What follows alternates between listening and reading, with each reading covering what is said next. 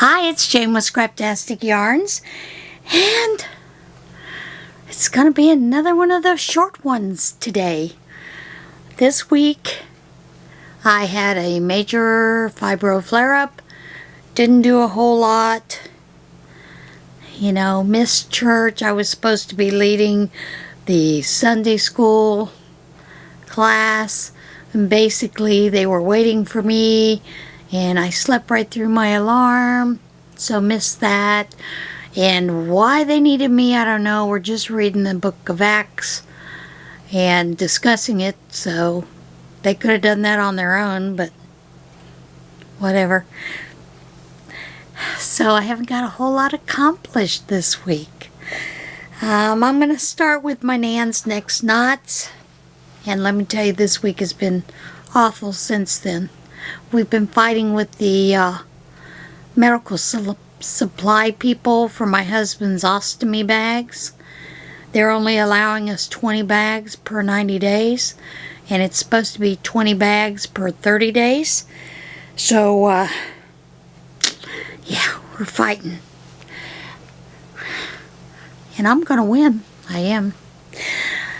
The number that Nan's next knot chose was number 7, and number 7 was the fruit salad, which is that beautiful white with the speckles in it. And there is mine so far. Hope you can see those pretty speckles. They're absolutely gorgeous. Loving this blanket.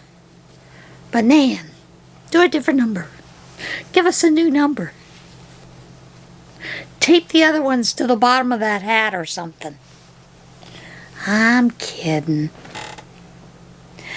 Alright, as many of you know, I had made Back a Day's hat number 696, and I thought, well, you know, I'm going to turn it into prayer shawl, but it needs something, a scarf, cowl, something, so I decided to make a cowl in that same pattern, but I didn't like the way this one came out.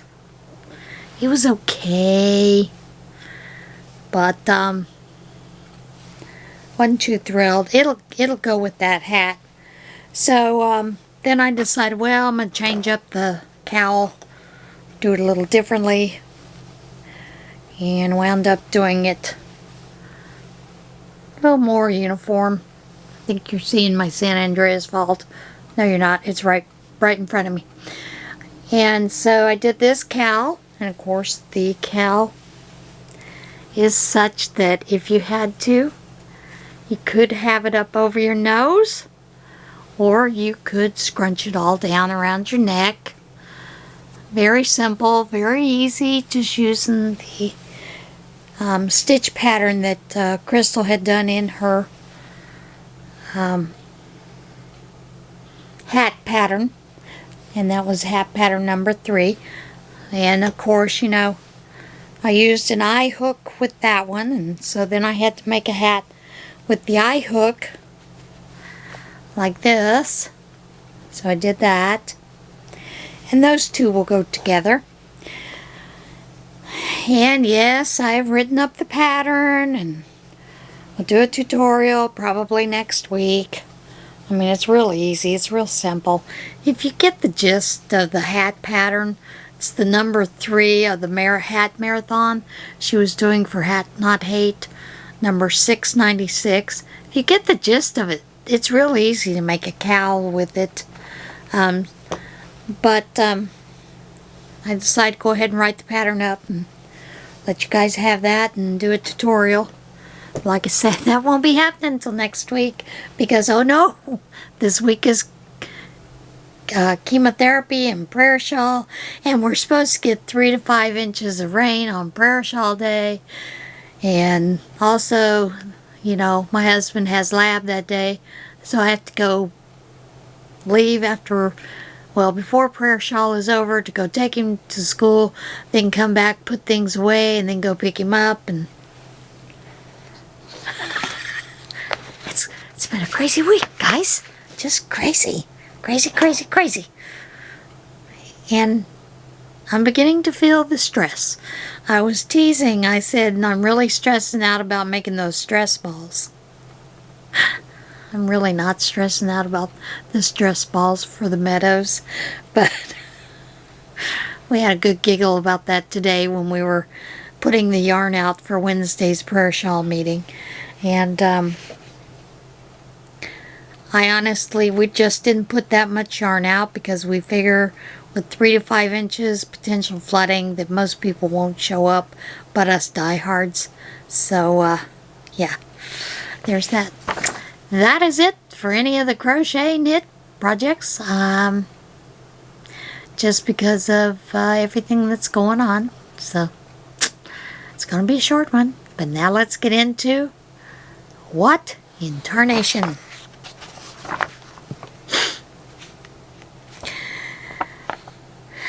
Now, let me first tell you about this. My brother-in-law raises cows on his farm.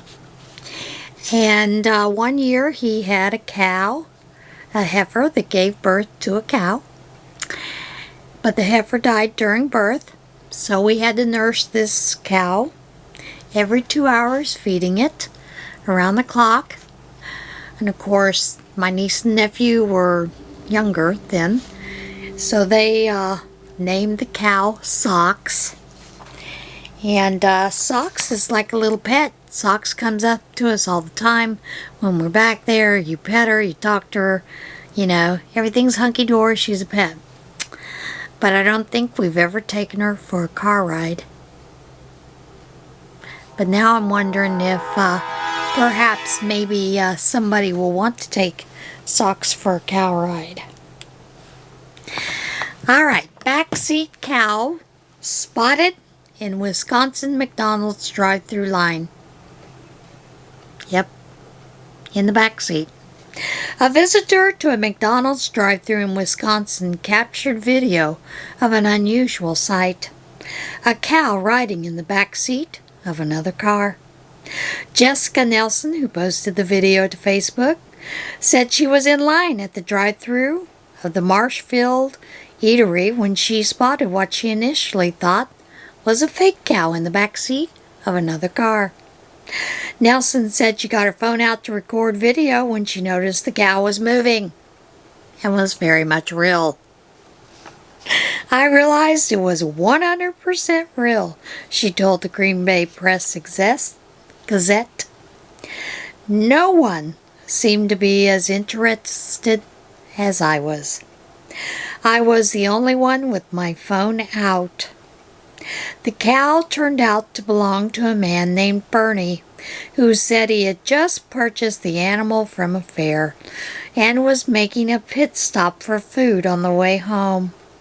Nelson was shocked to learn that the cow she saw was only one of 3 calves inside the vehicle at the time. There were 3 calves total in the back seat, she said. I'm just finding this out now.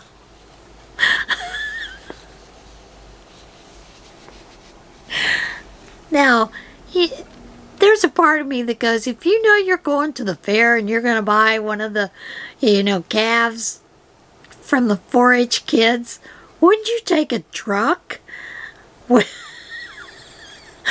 the stall? I mean, really? In the car? Okay. This next story is a very heartwarming story, and I am probably sure that you have seen this video, and if not, you'll get a chance to see the video. Australian farmer honors late aunt by arranging sheep into a heart. An Australian farmer arranged his sheep in the shape of a heart to pay tribute to his aunt when COVID-19 restrictions prevented him from attending her funeral. Ben Jackson said he couldn't travel from New South Wales to Brisbane to visit his Aunt Debbie during the final days of her battle with cancer or to attend her funeral. So he placed grain. And I'm tearing up, and I've watched the video 3 times. So he placed grain out in the shape of a heart and released thousands of sheep to form the heart, the Guardian reported. There was no way I could get up there and see her, say cheerio, or go to the funeral, he told BBC News.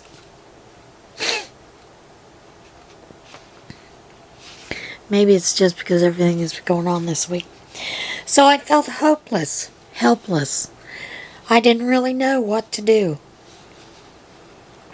But because I was doing a bit of feeding already, I just decided to do a massive heart in the ground, which in all earnest pales in comparison to hers. Sorry. Or as Brian says, baseball, baseball. A video of the result was captured with a drone and shared with the family to display during the service. Jackson started making shapes with his sheep during the early days of the pandemic, and his aunt was a fan of the creations. She last visited him in May before the latest lockdowns. Now that I've had a good cry, I'm going to have a sip.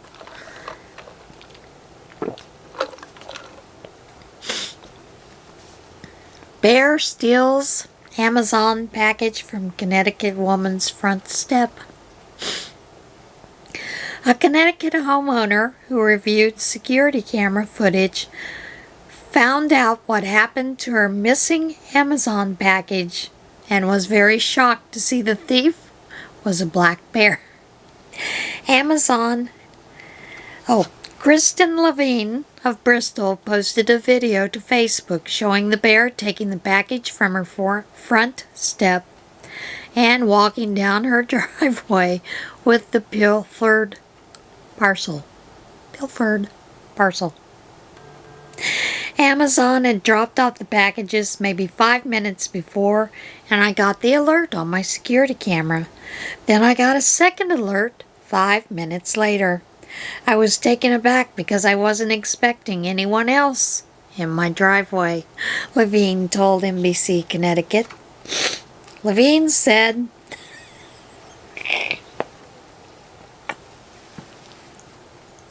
"Oh my God." Levine said she doesn't know why the bear was so interested in the package, as all it contained was a roll of toilet paper.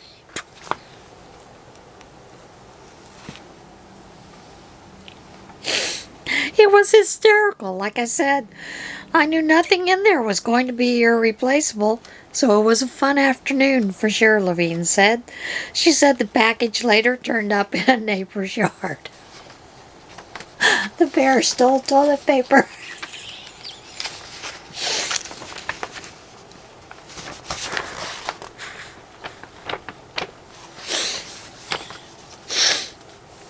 Sorry. Michigan truck hauling beehives crashes, unleashing swarm. In Boyne City, Michigan, a truck hauling beehives crashed and overturned along a northern Michigan roadway, unleashing a big swarm of bees, police said.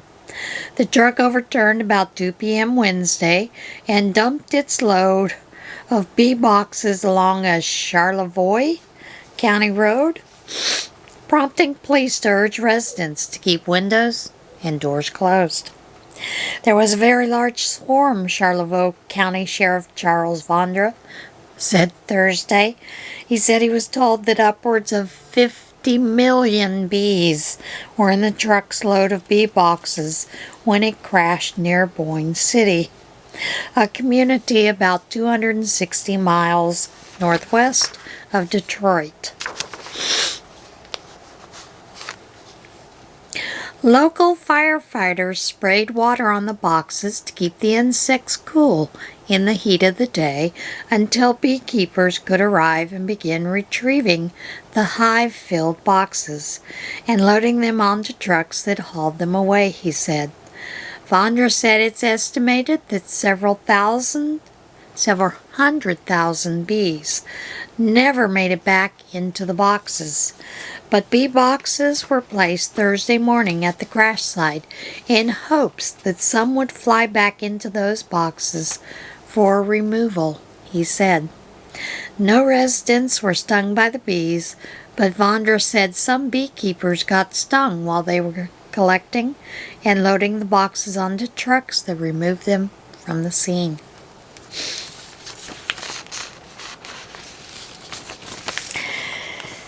Oh boy. This next one, this truly is a WIT incarnation. How much was son's porn collection worth that parents destroyed? Judge decides value. A Grand Haven couple has been ordered to pay $45,000 after disposing of their son's pornography collection. David Working, 43, sued his parents after they threw away what a judge called a trove of pornography and an array of sex toys. U.S. District Judge Paul Mahoney in Kalamazoo ordered Beth and Paul Working to pay $30,441.54 to their son and $14,519.82 to his attorney. I'll bet that's one relationship that's no longer a very loving one. Maloney earlier granted the son's request for summary judgment, but delayed a ruling on damages. The judge denied the son's request for treble damages, which can be awarded under Michigan's conversion statute. Maloney said a defense-hired expert in pornography evaluation. Did you ever realize there's one of those?